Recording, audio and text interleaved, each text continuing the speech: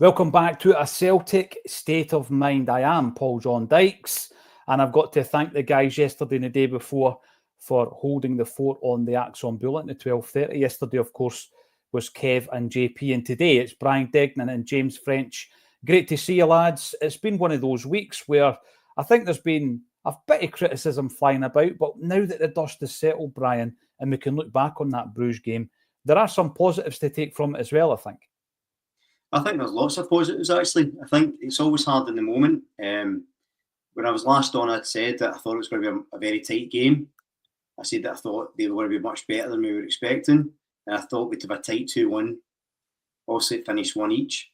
But I think that when you step back, we were really poor in that first half. In previous years against previous teams, any mistake we make is punished. We made a cavalcade of mistakes in that first half, and it was an own goal, a mistake that gave them the lead. I think we probably could have won it by the end. I thought we were the better team in the second half. But a point in the Champions League, given our recent history, is a decent result.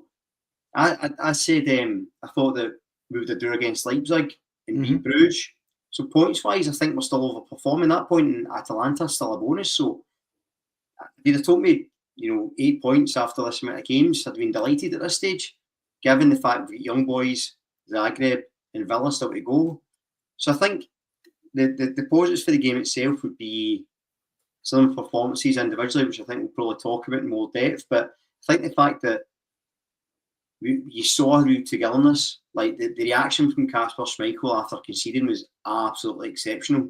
To just grab everyone together, get McGregor over, give everyone to say, right, lads, we're playing garbage. Let's fix this. Let's sort it out. Let's not let it slip away. I thought it was absolutely exceptional, and it really goes to the tagline in the show today. We're really building a team of leaders. 100%. He's one of the guys that's at the forefront in my mind, and we will talk about him, not just his performance, but that impact that he's had from a leadership perspective. Austin Trusty's in that category, Alistair Johnston and others. And I think what Brian says there, James, in relation to the fact that we were not at it in the first half, Brendan Rodgers, conceded that in the post-match press conference. He said that we weren't, and we let it kind of run away from us and we lost the first half. We had that individual error. Despite all of that, we don't capitulate. We don't let the game run away from us. We bring it back, which is a massive positive. And it's another point in the Champions League, isn't it? Yeah, I think like Brian was saying, if you kind of said to any Celtic fan before the campaign started that it would come down to a home game against young boys to kind of decide whether we go through or not, you kind of would have bit their hand off, like, you know what I mean? You couldn't have given us a better script in terms of the 3 games remaining. The most winnable one is obviously young boys, but Brendan Rodgers will be looking to go to Zagreb and get the 3 points to seal us through. So listen, it's still all in our hands. Prior to the game, like, I think 4 points would have been enough in our last 4 games. We have picked up 1 point. We just need that 3 now. So it's we're still on the right track. I think the expectations after the Leipzig game were probably kind of expectations were naturally raised after that kind of performance and that level of performance against an elite team, winning 3-1 and coming to this one. I think maybe even myself, I think some Celtic fans might have been maybe a bit too overconfident, considering Bruges are a really, really good European side, very experienced European side, and they have a lot of quality themselves. Like, I think in particular, I was really impressed with their midfield. Like, I thought they kind of really kind of nullified our midfield 3 completely, and I think Bruges were just a kind of a very good side, and I think people kind of were maybe a bit too overconfident, and that first half obviously kind of killed us. We came back into it in the second half, and as you said, kind of showed a lot of mental fortitude after that mistake to kind of come back into it and get the draw. So you listen, like you said, like, it's still all in our hands, and obviously Rodgers want to get it done away to Zagreb next, but we have that kind of young boys game as the target that if we do win that, we will go through to the next 24. I know. It's a great feeling, having the kind of destiny in your own hands. Big shout out today, actually. Our good friend Lawrence Conley was at the funeral of a big Acsom supporter, actually, by the name of Kevin McGarrigan. Anyone in the comment section, McGarrigan, who may know or knew Kevin, our thoughts and prayers are with Kevin, his family and his friends. He was laid to rest today, having a big fight with cancer over the last couple of years. He used to come to our Acsom events, So hopefully his friends and family receive the condolences. Lawrence was there in person, as he does, the good man that he is. I want to start off then. We're talking about the building of a team of leaders, Brian, and you need all sorts. You need different ingredients in a side, and not everybody's going to have that about them. But you've already mentioned Schmeichel. Kasper Schmeichel, I don't think any of us was in any doubt when you look at his experience, what he had achieved in the game, that he was going to bring some of that Joe Hart leadership with him. And by God, hasn't he just? That wee moment, that impromptu huddle was a huge, for me, it was almost like a massive statement on the park. Conceding the fact that, listen, we've just messed this up, but we're going to regroup and we're going to get together and pull something from the game. And you could feel there was like a crowd swell. There was a proper surge within the stadium after it as well, because it's all about energy and it's all about, we're a goal down, we're going to pull this back. Schmeichel was massive, not just in his performance, because that save in the second half was sensational, but the fact that, Carter Vickers could have been feeling with his head down and all this kind of stuff. Schmeichel pulled the guys in together. That was a huge moment for me.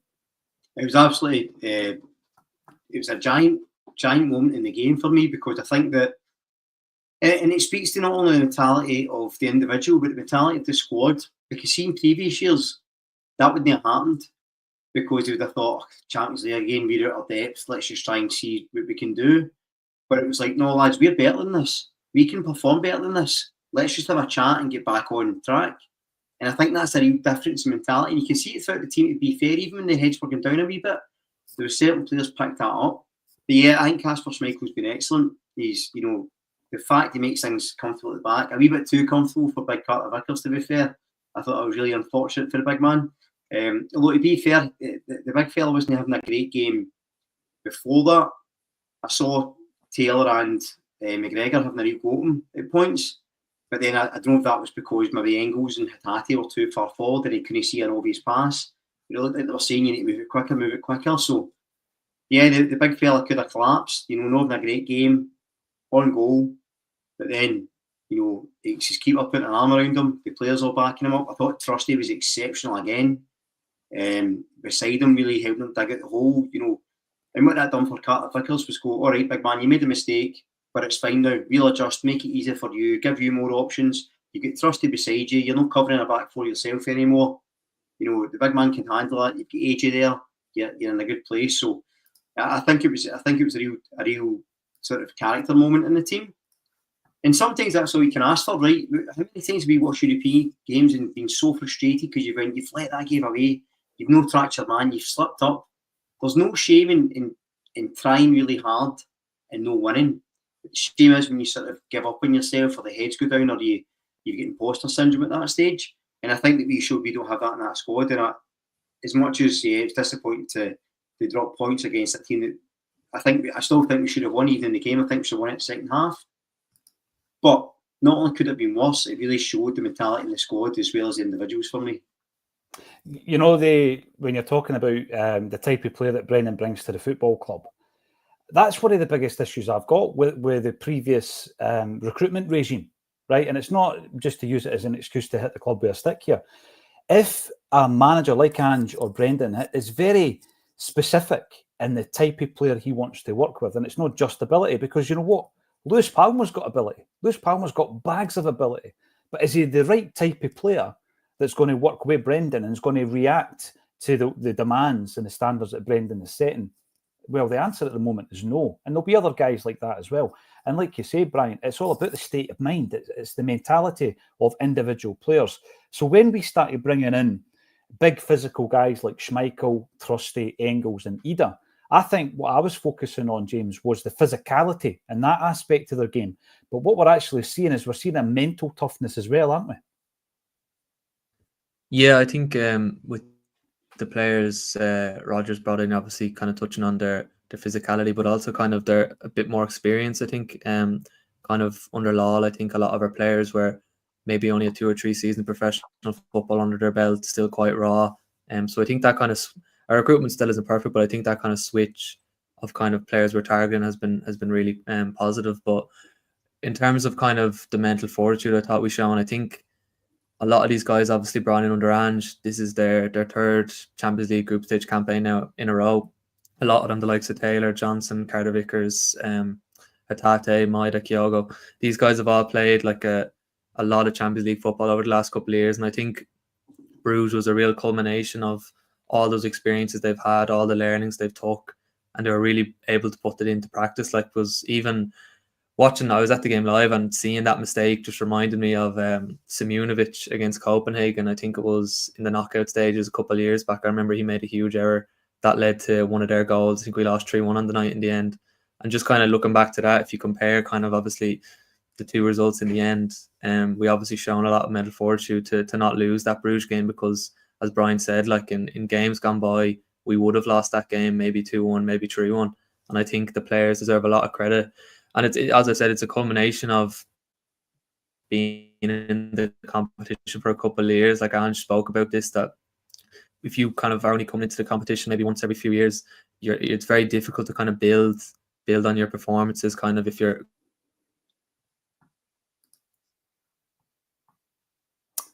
Brian, are you there? Yeah, I'm there, yep, James. Sorry. You know what, Brian? See if somebody starts going with the Wi-Fi, go and don't sit still, because I'm thinking it's coming from my end. Sorry, James, we lost you for a wee minute there, mate. Some great points you were making. Yeah, I was just saying... And Brian was like a statue. He was just sitting there. And I'm thinking... Picturesque. I think it's a phrase. Picturesque. There you go. Yeah. You hear me okay now? You're good now, mate. Yes. Yeah, I was just saying, I'll wrap it up. I was just saying it's kind of a culmination of being in the competition for 3 years in a row. Like, a lot of those guys have got that experience and kind of are able to deal with the challenges at the level, even when they do go behind or when they do make a calamitous mistake. You know this, right? Great point you're making there, and there's some brilliant points coming in through the comments as well, and I'm keen to get them on board, because I've not been on the 12:30 bulletin for the last couple of days.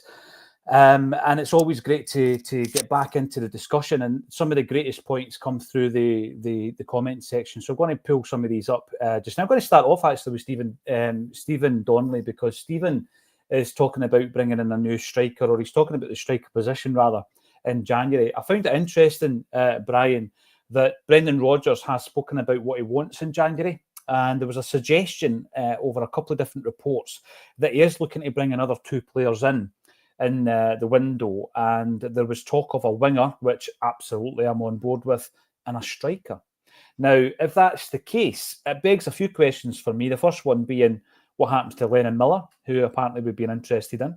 It also begs a question around the striker scenario that we've discussed time and time again. We'll come back to it in relation to Daniel Cummings.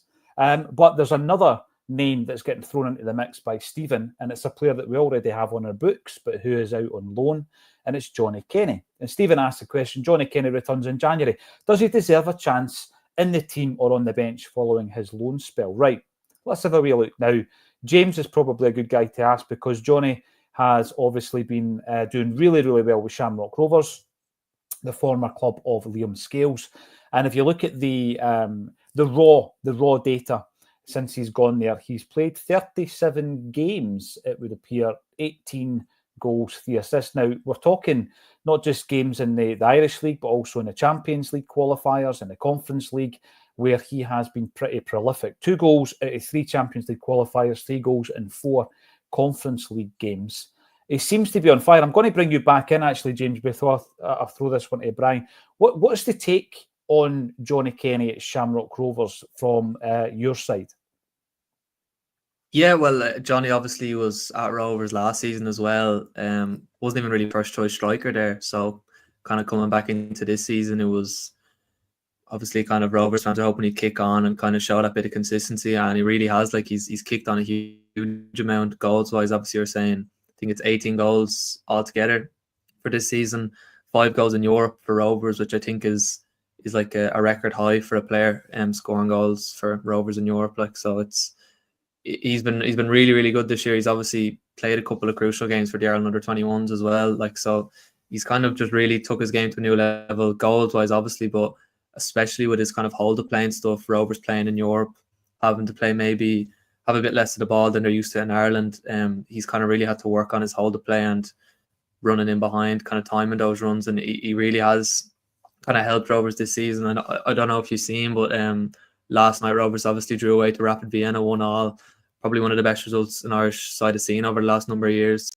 They're now on 10 points, more points than Hearts actually, and one of the only 6 sides still unbeaten in the Conference League. So like Johnny Kenny has been really, really huge for Rovers this season. I spoke to Bradley about kind of what his future is there. He was kind of insistent that he wants to see him back at the club, but it's all the power is in Celtic's hands. So it's kind of up to ourselves whether we want to put him back out on loan to Rovers.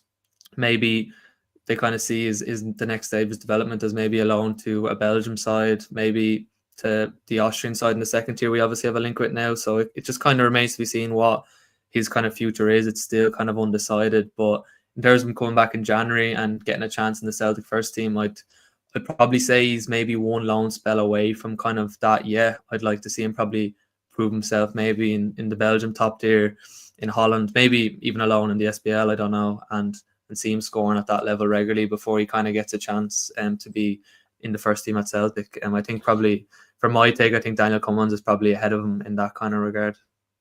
Well, the thing is, Cummins is a name we're going to have to discuss as well.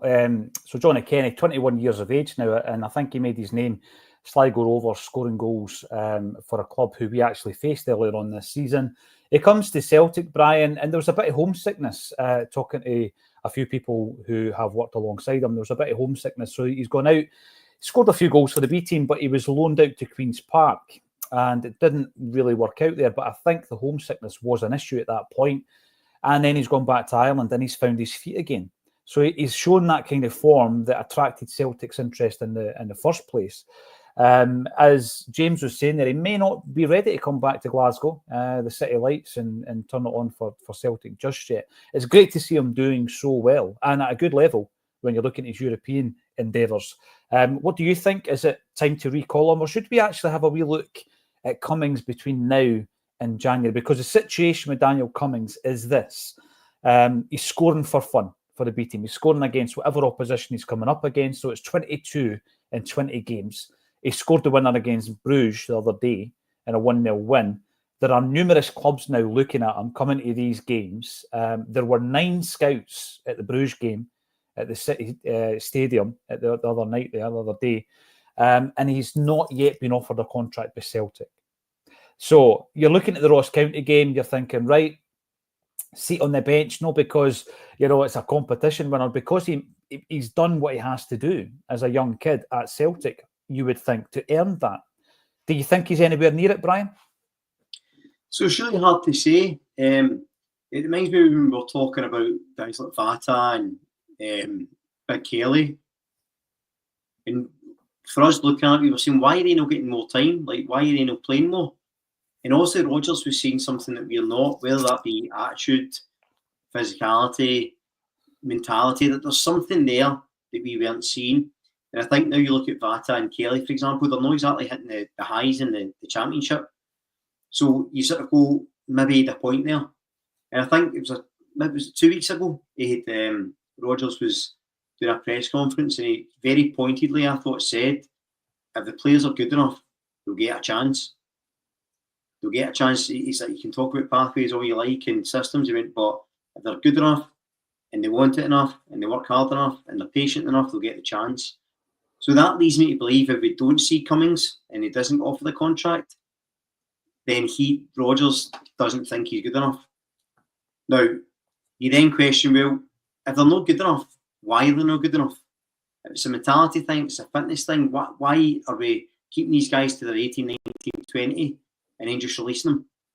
Surely go, right, okay. I mean, Rodgers must be able to say to the B squad, and this is making the big assumption that Cummings isn't good enough or isn't a bad mentality, which I don't agree with, but I'm a link as an outsider. But if Rodgers, for example, doesn't think he is, why the B team playing him all the time? Sure, there's got to be somebody else can sit in his place that may be good enough. Like that's what I find a bit confusing. So it feels like there's 2 different messages coming from Rodgers at times, and it's like, well, if you don't think the guy's good enough, don't give him the game time in the B team. Just release him and let somebody else do it. If you do think he's good enough, but maybe it's a test of mentality, put him in the team, give him a game and see, and then if it's exposed, then he knows. If he can't handle training for the first team or whatever, then he knows. And again, I think it was also a bit telling that he mentioned he was looking at a third striker, a young striker to develop. when there's strikers at the club already. So I would be stunned if we see Cummings.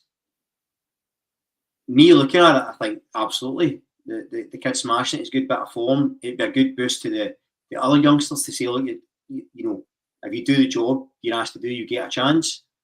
But if you're in that team as well, and again, you talk about mentalities we keep going on about, but say I'm in that team, say I'm like a young frame, right?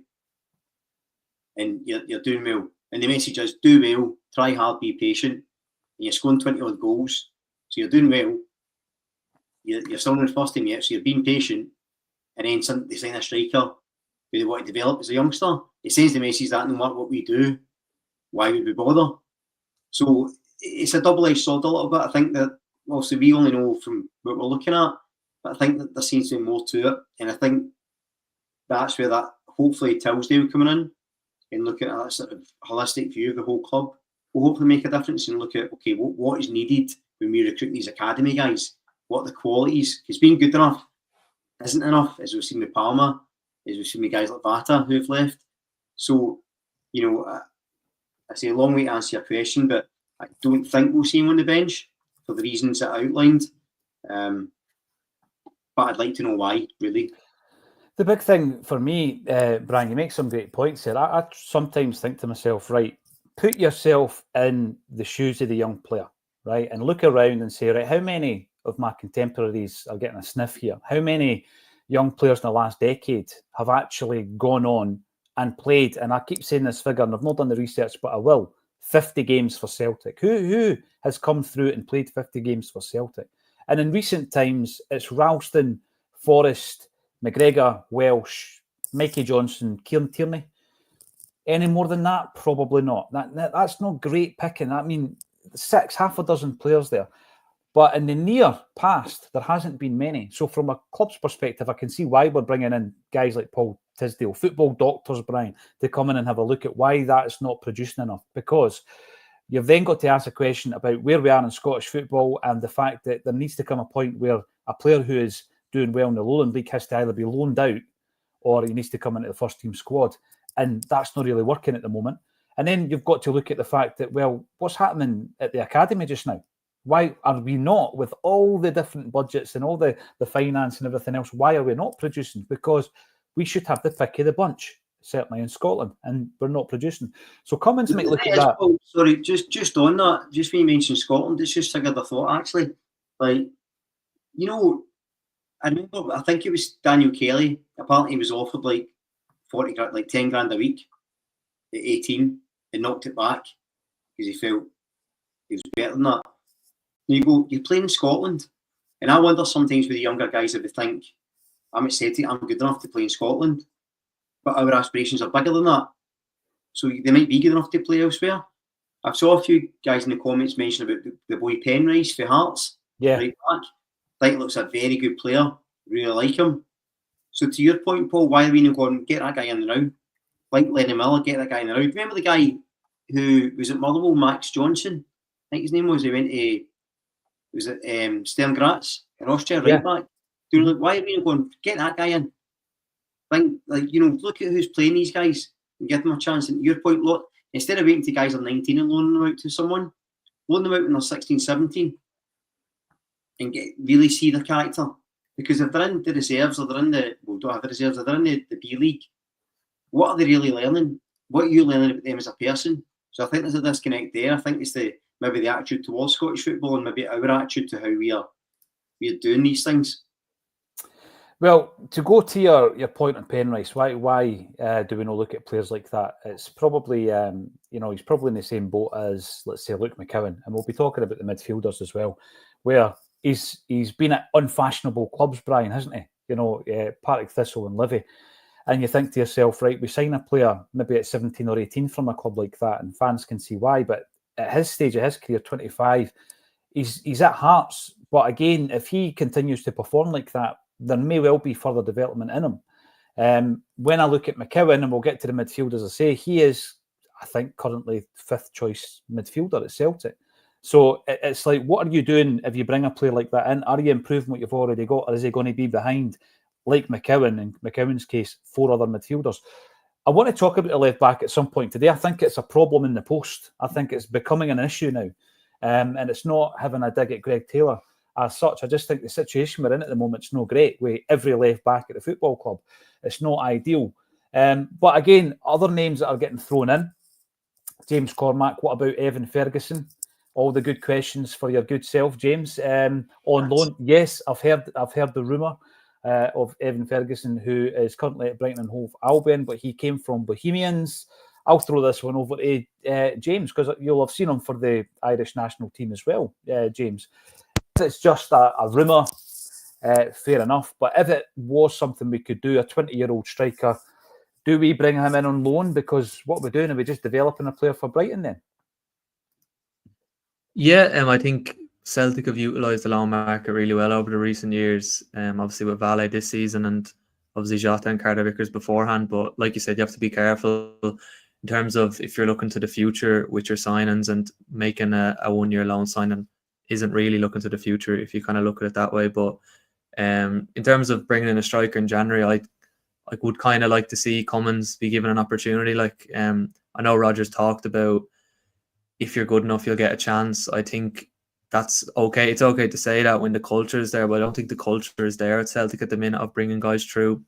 And to bring that culture back, you're going to have to kind of forcefully bring these guys through a bit and actually give them game time. Like I talked about, I think it was last week, about kind of the restraints that Scottish football puts on Celtic in terms of not having the B teams in the championship and having them in the 5th tier of Scottish football, which obviously isn't great development wise. But I think Scottish football doesn't stop Celtic playing Daniel Cummins against Ross County for the last 10-15 minutes when we're 4-0 up. Do you know what I mean? I think we need to be a small bit more progressive with regards to kind of bringing these guys through, especially Cummins when he's scoring ridiculous amounts of goals.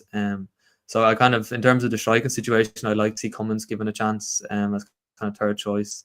But with regards to Evan, I think I'd say he's obviously a fan of Celtic being Irish and stuff, and he's obviously in contact with Adam Ida and Scales. But I'd imagine that wherever he kind of goes in terms of his no move in January, Brighton will have kind of picked out the best club for his development, where he's going to be starting every week. And I just think at Celtic, you have Kyogo there and you have Adam Ida there, who for probably kind of both first team players really with the minutes they're playing. And I think that would probably kind of put him off maybe moving to Celtic in January. I'd say he'll probably get maybe a championship move or someone lower Premier League to be kind of guaranteed minutes. But listen, as an Irish person, I'd love to see Evan play for Celtic in the future. He's a huge talent, and probably a bigger talent than Ida we have at the minute. So I know, I think it would be a nice one, but I would probably put it down to kind of mainly as a rumour at the minute.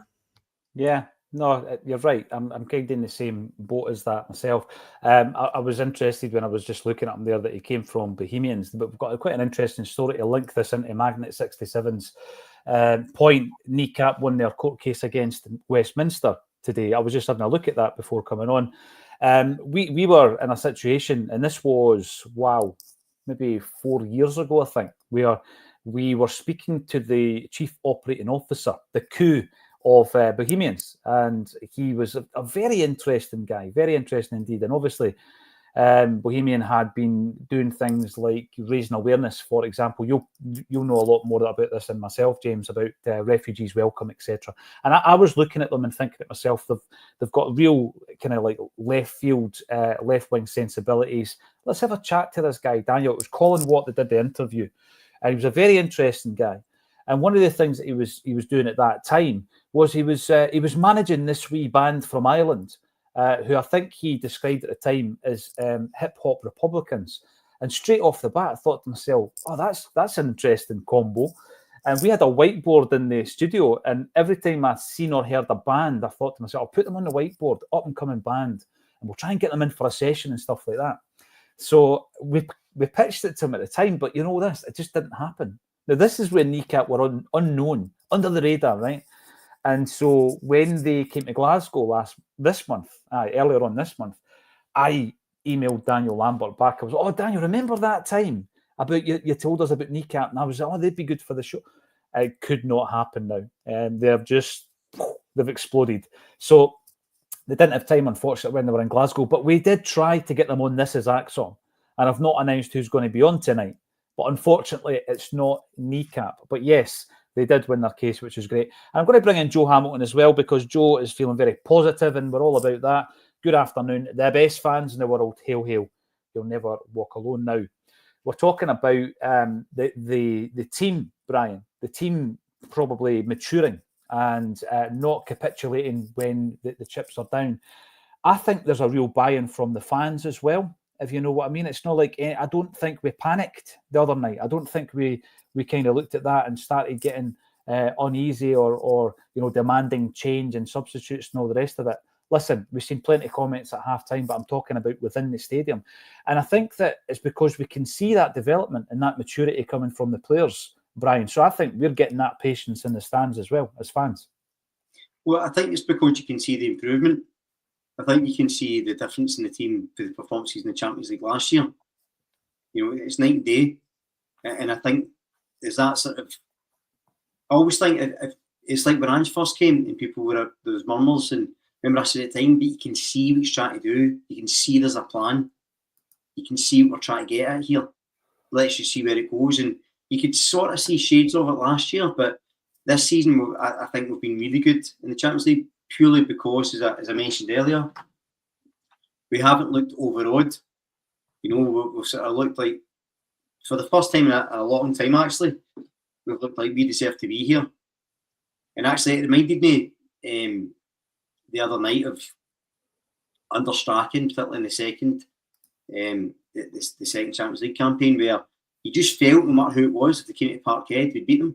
Mm-hmm. You just felt, it was almost like, we'll win the night, doesn't matter who it is, Man United, doesn't matter, AC Milan, doesn't matter, we're going to win the night, we're at Parkhead. And the game's changed so much since then, and the gap's got a lot bigger, but this season, at home, I've thought, no, we look as if we could do this here. We don't look panicky, we don't look like we're going to get punished for every mistake. And the fact that we played poorly and still come away with a point in the Champions League, I think says it all for me. How we do things, I really do. I think that it's a marked improvement. I think recruitment's been a big part of that. Again, I mentioned Trusty. I think they looked a lot better when Valle came on. And I know we're going to talk about the left back issue. We are missing that wee bit of quality in the wings, as you say.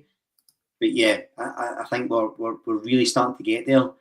And although we're enjoying it in the moment, I actually can't wait for next year's campaign to see if we move on that a little bit further again. Because that's what you just want to see. You just want to see incremental improvements.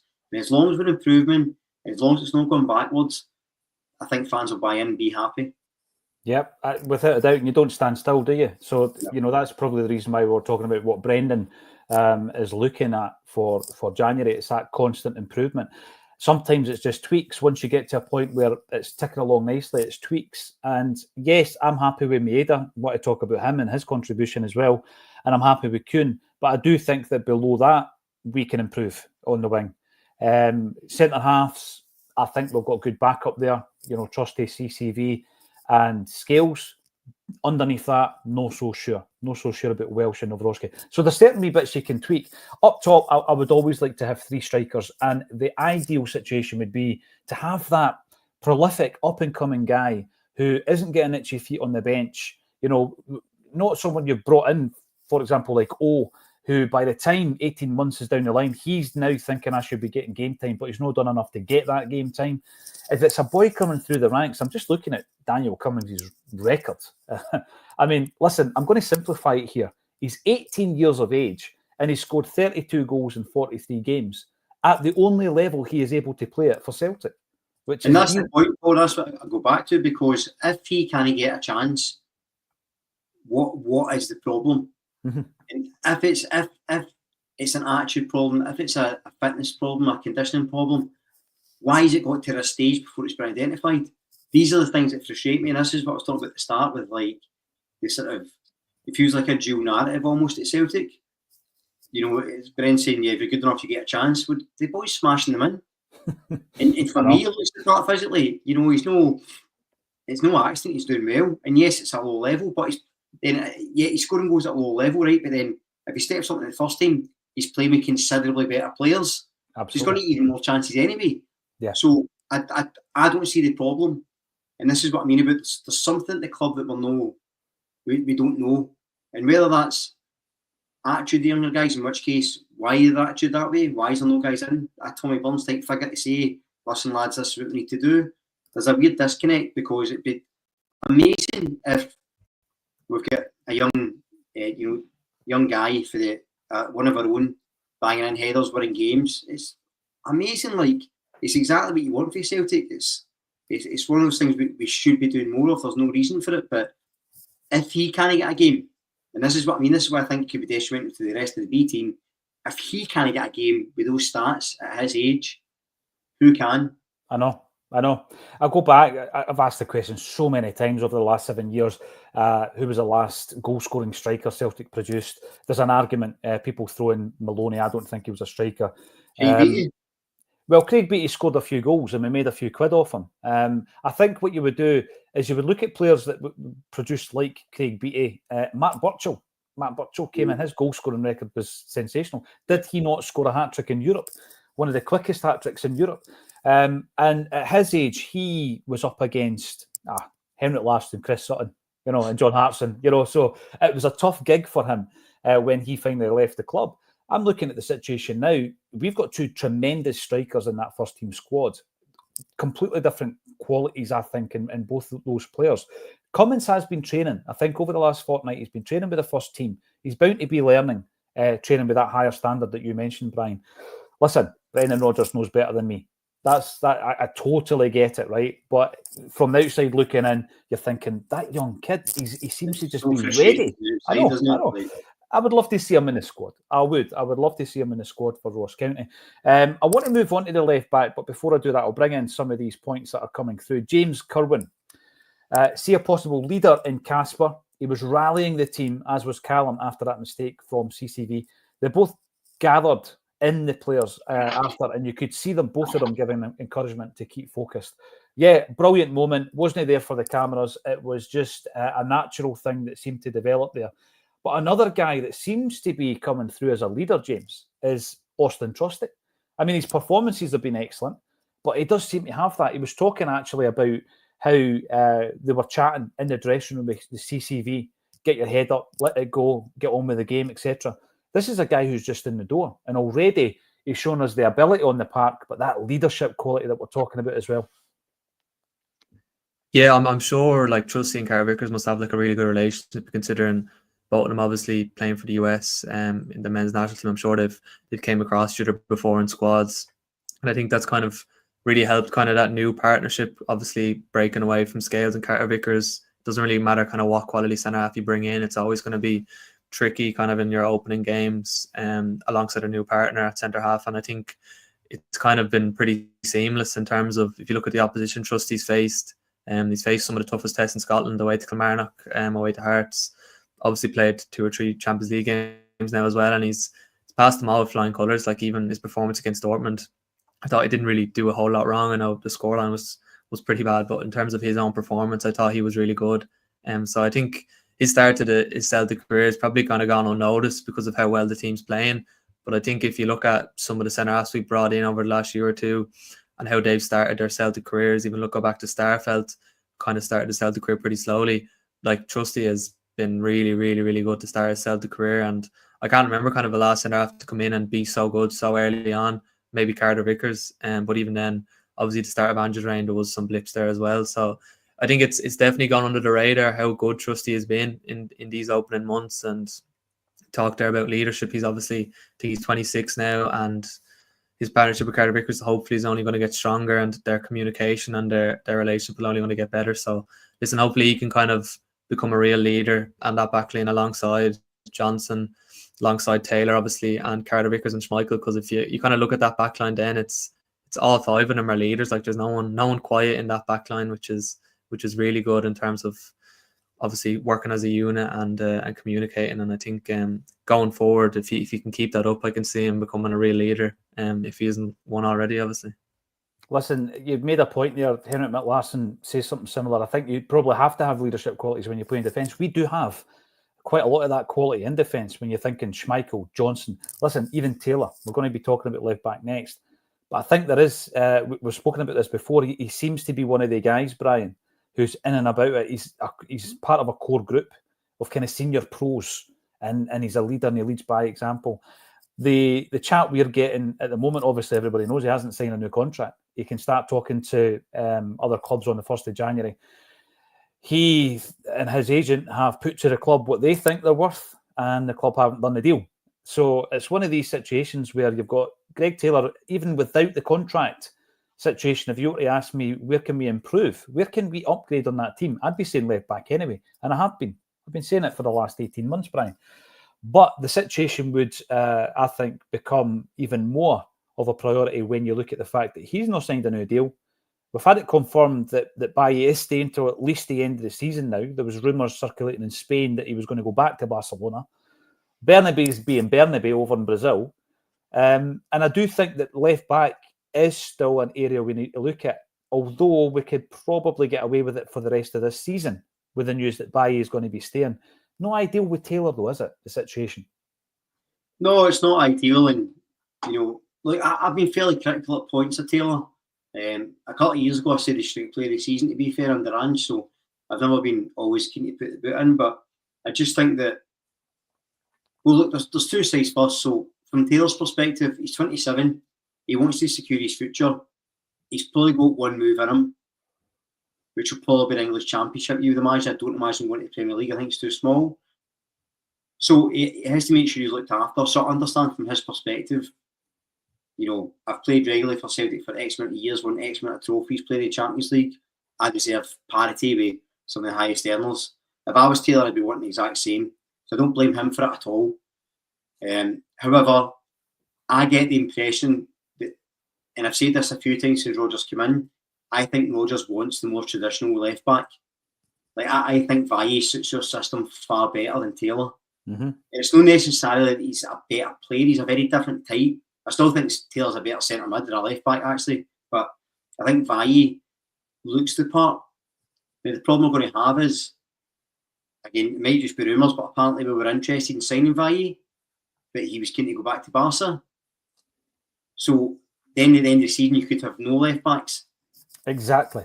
And going back to the earlier comment about youth players, does that then leave? Is it who's the boy that's on loan at the Austrian side, left back? Matthew Anderson.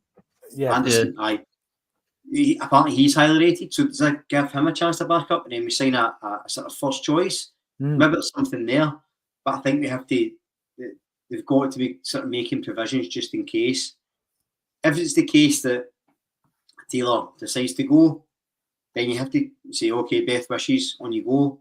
But then I think you have to prioritise playing Valle for the rest of the season and really sort of try and convince him to stay, maybe, or plan for the future. But it's one of those weird things, and I think it will change, to be fair, now that we've got, I say, Tisdale and Rodgers has got more of a say in recruitment. But the fact we've not sort of saw this coming already is a problem in itself. Yeah, it definitely is a problem. And you look at some of the other guys that we have at the football club as well, and a player that you tend to forget about from time to time is Adam Montgomery. Remember, Adam broke through about 3 seasons ago. He's now 22. He's had a few loan deals out. He's had a few bad injuries. But he's a guy that I don't think's progressed the way you would expect for a player to be in and around the first team for a few seasons. And you forget all about him. So we're talking about left backs, Brian. We don't even give him a mention most of the time. He got a new contract at the start of the season, didn't he? Or was it last year? Montgomery's contract is up until, right up till June 2027, Brian. So he's got some agent, I'll tell you that. Well, the thing is, he came in and I actually quite liked the look of him under Ange Postecoglou. But one of the interesting things that I was reading during the week was Alistair Johnston, who's up for a very prestigious FIFA award, incidentally, for being one of the best defenders. Eleanor Sadicu's up as being one of the best coaches. So big shout out to the guys. Awards are important, lads. Awards are important. Winning them's a great thing. Obviously, when you're looking at AJ's performance level, he was getting spoken to during the week about the differences between Ange Postecoglou and Brendan Rodgers. And he confirmed, he was like, obviously, Ange wanted me to play a different role. So when you're talking, Brian, about Greg Taylor, I would suggest that Johnston is more suited to the way Brendan Rodgers wants to play versus the Ange Postecoglou style. Whereas it's the flip side for Greg Taylor, isn't it? He much prefers playing that inverted role, and I think his performance is. Listen, I don't have an issue with Greg Taylor. I don't have a personal issue with Greg Taylor. I think you look at these games, particularly in Europe, his positional play is no good enough in defence. He leaves people in far too much space. When he's going forward, often he blocks the lanes. He gets in the way, if you like. Baye comes in. First thing he does is 2 positive passes. We score a goal 60 seconds after he's been introduced. He's involved. He's involved in the goal that we score.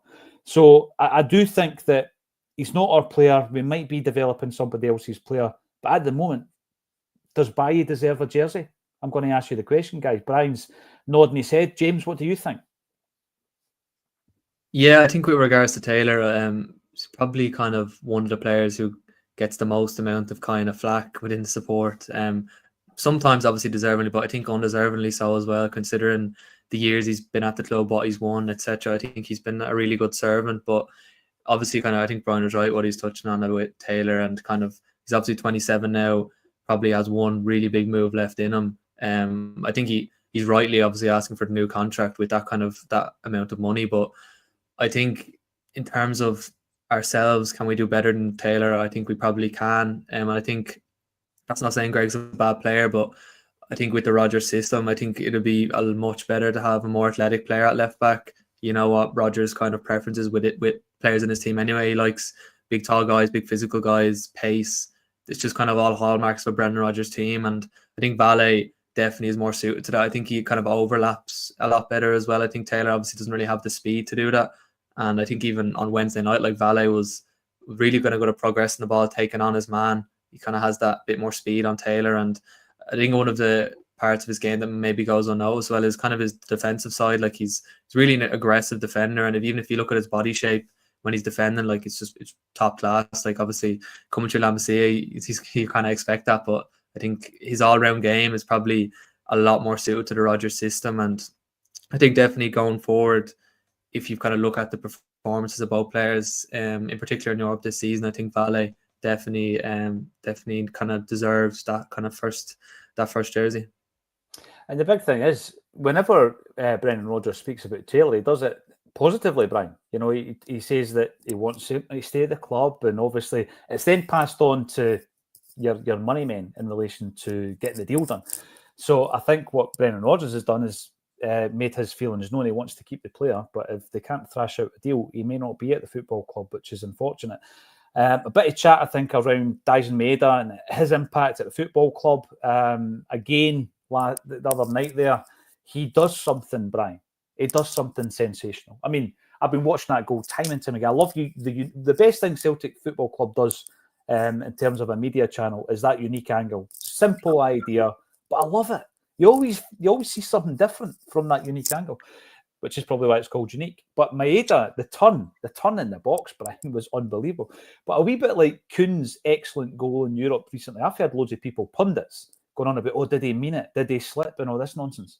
What a goal. What a strike. And then it was the emotion after it as well, Brian, because he's normally ice cool, but he let it go after that goal as well. This is a player, remember, who has come in for a lot of criticism over the years.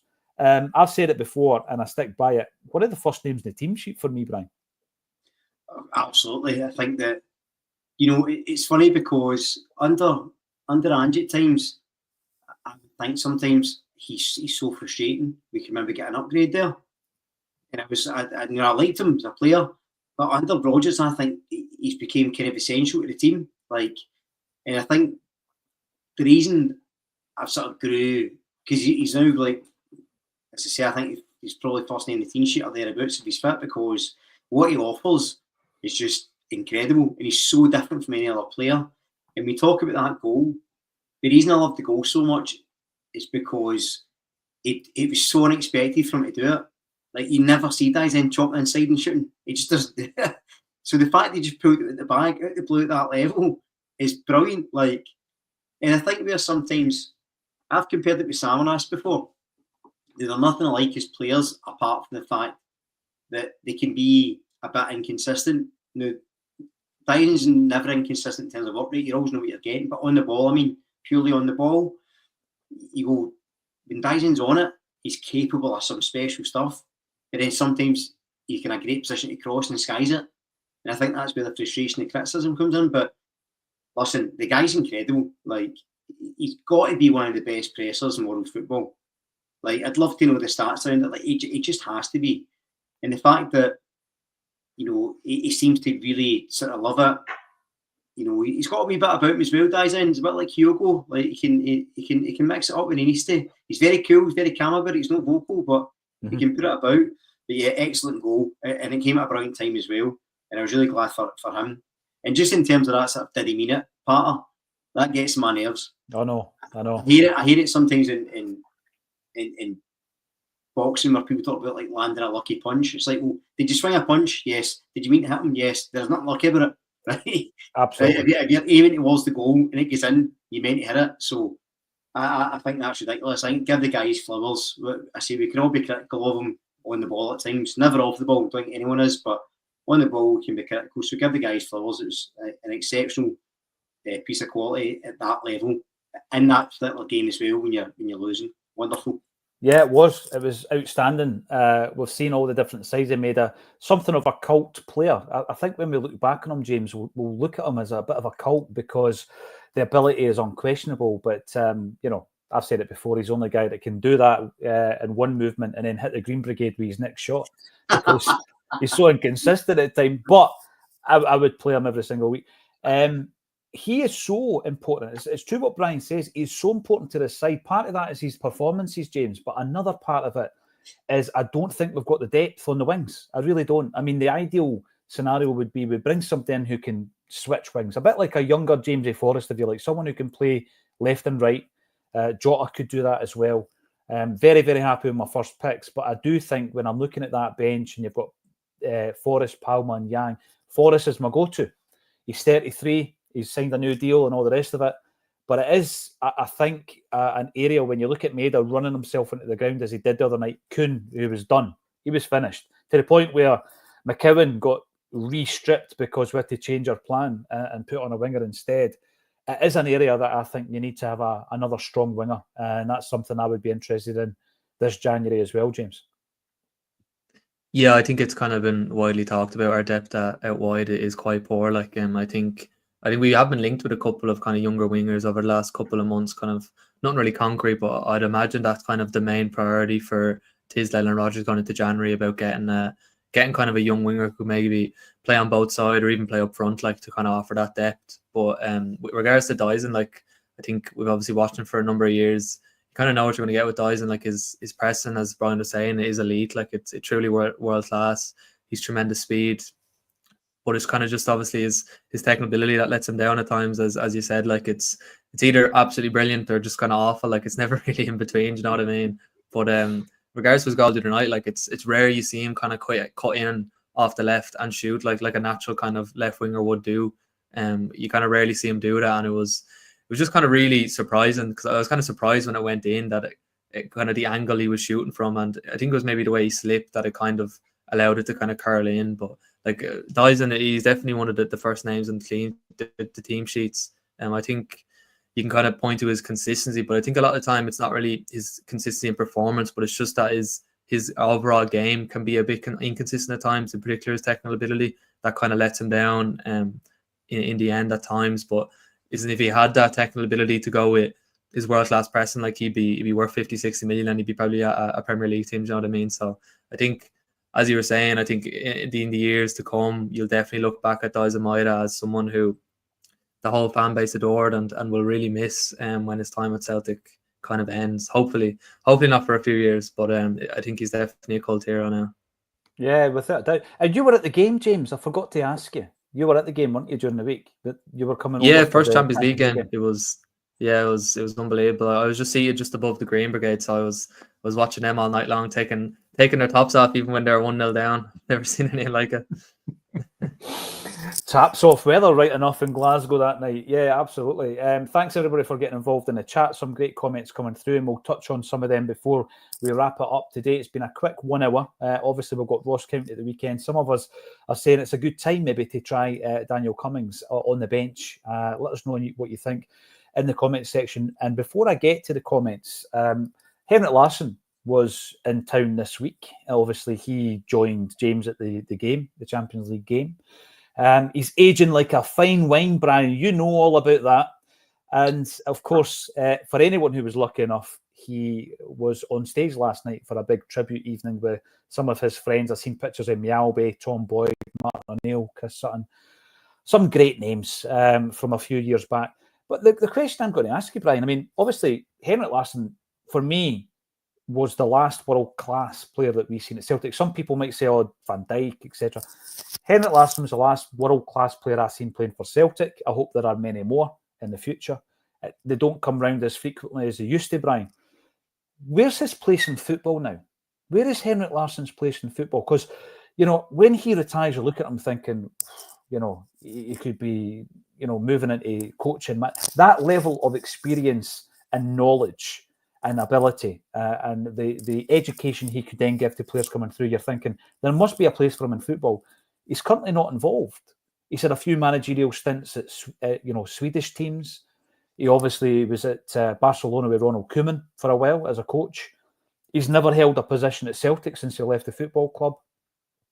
Where does he sit in the world of football? How can someone like that not be involved in football? You've got to feel it's got to be his choice in a lot of ways, because it's a no-brainer. Like, you know, imagine, we mentioned Cummings again. Imagine you're a young guy, Larsson comes in for a talk with the youngsters, with the young strikers, that are a one-off coaching session. I know. I mean, that's something you remember for the rest of your days, no matter who you go and play for. So I think maybe it's just his choice. Maybe he just wants to sort of maybe pop in here and there, do things. I can't think of a single good reason why you wouldn't have a place for a guy like that, sort of involved in whether it's Celtic or another club. Like, there's so much to offer. Like, and I know that sometimes we've seen it in the past where like elite players, and he was an elite player. Like, he was, as you say, world class. I think anyone would argue. Sometimes they don't make the best managers, say. At times, sometimes it doesn't quite translate. But as someone coming in to do like maybe a one-off coaching session, or do like talks to the younger guys, or sort of, I don't know, ambassadorial role with the clubs or anything like that, it feels weird. We've not done it. So I can only think it's Henrik's choice. I heard he was absolutely thrilled to get a picture with Declan last night. He sought him out. He sought him out. Absolutely, Brian. One of the list of legends that's a big fan of Declan. But in all seriousness, I mean, heroic stuff. And you often wonder, are we going to see a guy like that again? I think maybe not in that position. But you know, it's interesting, and it's a topic for another day, but there's not that many great strikers left in world football now. I saw something about it the other day, and you're talking like all these players for like the 90s, 2000s, and then recently you've got some in the Premier League, but there's no one that really stands out as like a real iconic striker now, not the way it used to be. And I wonder if maybe it's just the way the game's going, it's a bit of a dying game. But that's a thought for another day. That's just my head nonsense pouring out. The approach, yeah, the shape and the approach to the game, etc. That, you know, I simplified it when I was talking about Cummings. Young kid scores goals, get him in the team. It obviously doesn't work like that anymore. I do remember about 5 years ago, Henrik Larsson was in the running for the Southend job, James. That was the last time I heard that he was, you know, going to be involved. Is it just a case of he's thinking to himself, I can't get the Southend job, why bother? Because for me, he's like elite. He's elite in every aspect of football. I would much rather Celtic gave him a position, not an old boys position, but from the perspective of the way Ajax do things with regards to having players in every single area of the football team. If you're trying to sign a youngster and it's between Ajax and Feyenoord and, you know, Kluivert chaps your door, wow, you're signing for Ajax, aren't you? It's a wee bit like that with Larsson. I mean, I would like to see a position at the football club. It must just be his own choice, James, because he's obviously got a lot to offer. Yeah, I think even if kind of looking at it from, I probably obviously hadn't watched Larsson, but in terms of like other world class players, like even Roy Keane, obviously from an Irish perspective, not involved in football really anymore, had a couple of managerial stints and kind of said, maybe this isn't for me. Like, I think a lot of the time, world class players maybe doesn't really translate into management. I'm not saying Henrik's a bad manager, but maybe he just doesn't really enjoy it. It wasn't for him. He tried it out and that's that. But I think definitely, I think it's something that I'd love to see him involved in Celtic, the academy or some kind of role like that, because I think his his expertise in his nous would be kind of unbelievable, as kind of the most high profile player to play at Celtic in the modern era, probably. He's obviously a huge name across the world. Like, and to have someone like that working with kind of young guys at the club, it'd be brilliant.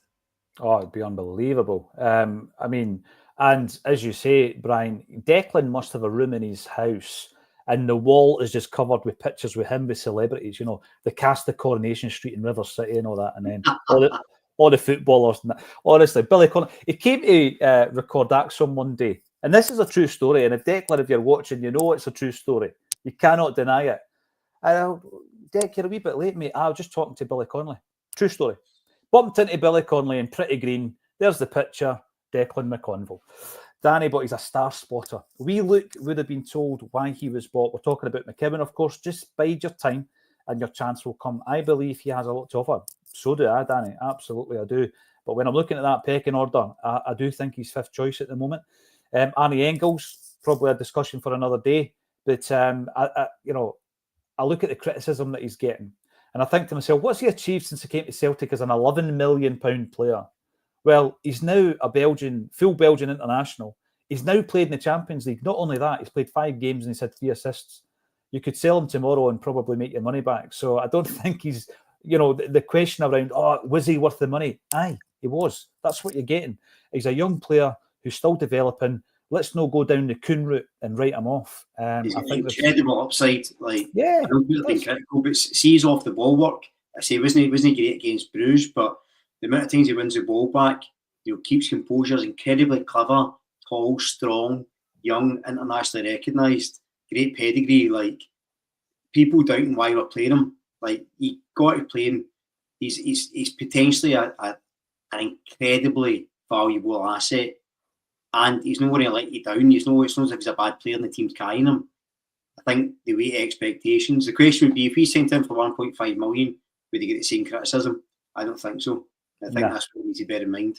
Yeah, and you look at who he's replacing as well. He's a different type of player. He's not Matt O'Reilly. Listen, thanks everybody for getting involved. It's been great. Someone came in and said it is Block Friday. Well, Double Denim wasn't on the show, so it wasn't Block Friday, but it is Black Friday, and we're doing a deal. I thought, right, we've got a couple of free gigs coming up for the match days. We've got Jackie Matkin for the Zagreb game. We're also going to cover the League Cup final live at Bad. By the way, the stream will continue to go out as normal. And we've not announced the player yet. But we do have a gig with John Collins on Sunday night, and then we've got another one with the Centenary Boys. If you want to come along for this weekend only, there is a code. The promo code is Acsom in lowercase 1888. The links are underneath this video. 50%. Can I say fairer than that?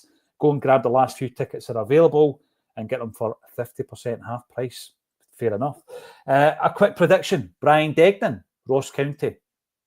5-0. Oh, the confidence. I love it. James, what about yourself? I expect a few changes. So 3-0 and Daniel Cummins to get the third off the bench, hopefully. There he is. I'd love to see it. And Arnie Engels to score a corner. It's my only prediction that's not came true yet. Thanks everybody for getting involved, and thank you to Brian Degnan and James French for joining me on A Celtic State of Mind.